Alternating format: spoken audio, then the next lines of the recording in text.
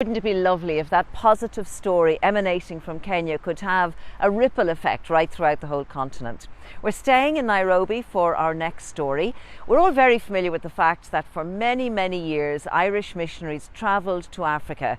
Lots of them as young priests and nuns, and they became involved in the areas of education and healthcare. Well, now for his second report from Kenya, Will Goodbody spent a day at the Mukuru Promotion Centre in Nairobi with Irish nun Sister Mary Killeen. In the narrow, rough, dirty streets of the Mukuru slum, everyone knows Sister Mary Killeen. She and her colleagues have been helping these people for around 4 decades. This lad was in St Catherine's School. Sister Barbara sponsored him and he's doing IT. Yeah.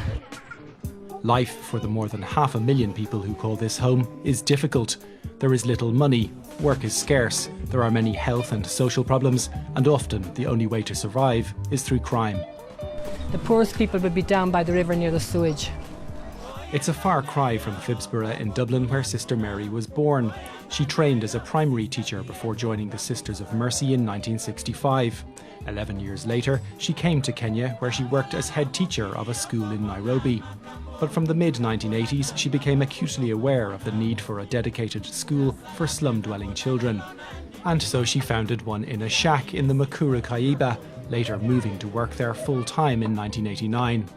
Between 1990 and 1996, 5 more schools grew from that first informal one, including this one, St Catherine's Primary, which was started in the Matumba slum. And the school began there in 1991. But then that slum village they were evicted and the slum was bulldozed to build new houses. Again, by very highly political connected people. And we were told to move the school here onto government land, so we did. And we came here in April '93. And actually John O'Shea was very kind to us. When we were moved, we had no way of moving. He built the first few classrooms here with the help of the Irish people. Keeping the schools going is an ongoing challenge. 2 were transferred to Christian and Marianist brothers to spread the workload. But Sister Mary and her colleagues are still involved with the running of 4 schools with over 5,000 pupils. And if that weren't a big enough task, they've also had to fight to defend the public land on which St Catherine's School sits from land grabbers, a common problem in Kenya. The protracted, costly eviction battle is slowly winding through the courts, but has also involved facing down riot police. The slum people came to help me, about 3,000 of them, but the police shot tear gas at them and injured 2 children. And when they started shooting at the people all ran away. I was left alone with 2 lorry loads of riot police, but I refused to move because this land is public land, it belongs to the school.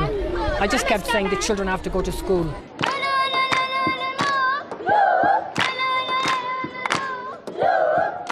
In 2013, the corrugated iron shacks of the original St Catherine's were replaced by this fine new building, built by Irish, English, US and South African volunteers through the Niall Mellon Foundation. The teachers are jointly funded by the government and Sisters of Mercy, but making ends meet is difficult for the management and the parents. The government gives some small money towards electricity and water, but it's not even 1/10 of the cost. It's not enough, and it comes after a longer period. So most of the times the water is disconnected when we're still waiting for the money from the government, so the children go without water. And you know, water is very important.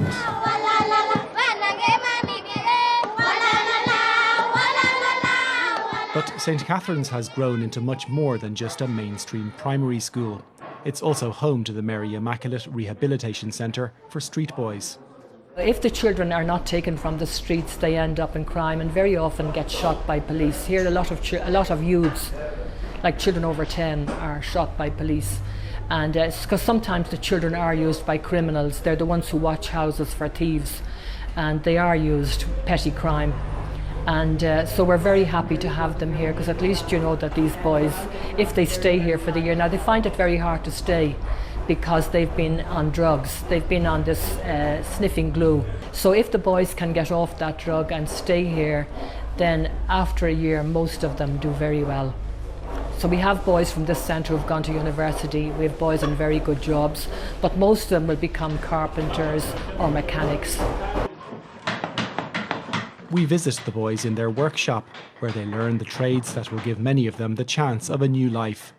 While there, the arrival of one of the bags of jerseys regularly donated by Leinster Rugby is well received.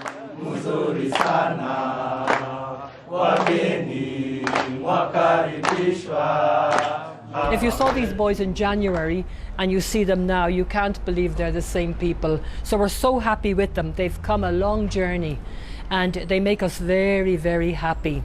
Sometimes people say, how do you do this work? I do this work because I see the boy at the end of the year. And at the beginning of the year, this boy has very little chance of survival. And then you see him at the end of the year going ahead with his life happily. And some of them, I meet them here in the slum doing their carpentry, doing their work, and they say, Sister Mary, thank you. But I say thank you to all the staff and thank you to all the donors, because alone you can do nothing in this world. The boys are also fed regular meals and many sleep in an on-site dorm, funded by St Michael's Grammar School and the community of Lurgan. So you see, it's just a very simple sleeping room for them. Some of them have never slept in a bed before. They've been sleeping on the street, sleeping in parks in town. Also on the site is a health clinic. It's staffed in part by volunteer doctors, consultants and social workers from the local hospitals and university. It treats patients with everything from simple chest infections through to more complex illnesses like TB and HIV. Children are seen for free.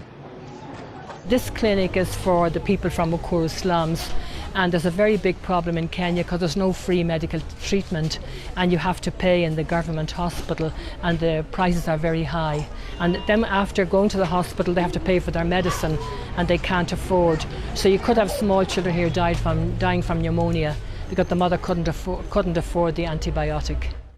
But once again, resource constraints mean the service is limited.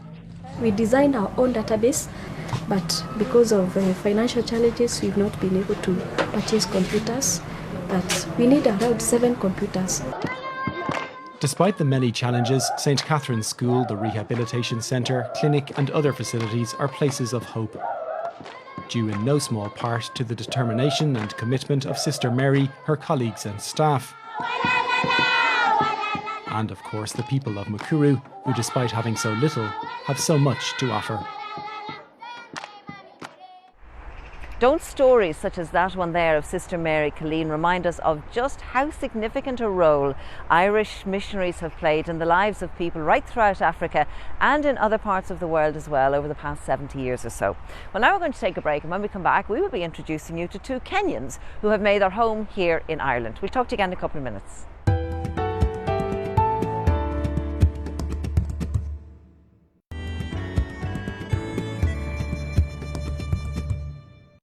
As you know, the